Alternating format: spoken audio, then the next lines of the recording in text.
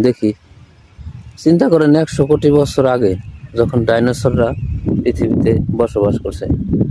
আপনি যত অতীতে যাবেন তত অতীতে দেখবেন যে মাটি অনেক উর্বর আর শক্তিশালী ছিল।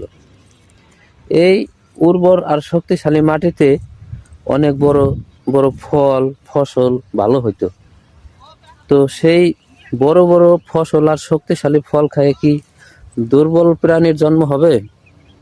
বিজ্ঞানীরা খালি বলে ডাইনোসর ছিল, ডাইনোসর ছিল, আর কোনো প্রাণী কি ছিল না?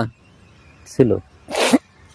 তো মানুষের মতো যদি বুদ্ধিমান প্রাণী আগেকার পৃথিবীতে থাইকে থাকতো, তাহলে তারা গেছে কোথায়?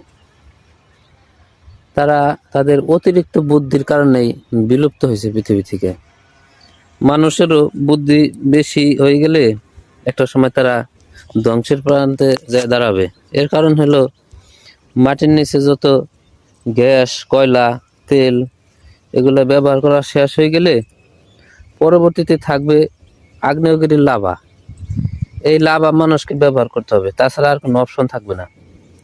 হয়তো বা 2-4-5 হাজার বছর পরে ব্যবহার করা লাগবে, কারণ এগুলো অয়েল টয়েল এগুলো থাকবে না তখন।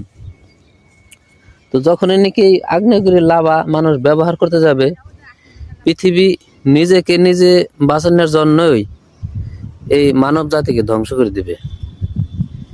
যেভাবে ডাইনোসরদেরকে বা ওই সময়কার পৃথিবীকে একদম সমস্ত প্রাণী জগৎ গাছপালা ফিনিশ করে দিয়ে ফ্রেশ করছে পৃথিবী, সে নিজেকে নিজে পরিষ্কার করছে। এর কারণ হলো সে যদি নিজেকে পরিষ্কার না করে পৃথিবী নিজেই বাঁচবে না। যেমন আমাদের মাথায় যদি বেশি রকম উকুন হয়ে যায়, তখন এই উকুন পরিষ্কার না করলে নিজেদেরই একটা সমস্যা। তো মানব জাতি এবং প্রাণী যত যা আছে পৃথিবীতে, এরা যদি ধ্বংস না হয় তাহলে পৃথিবী নিজের টিকে থাকাটাই মুশকিল।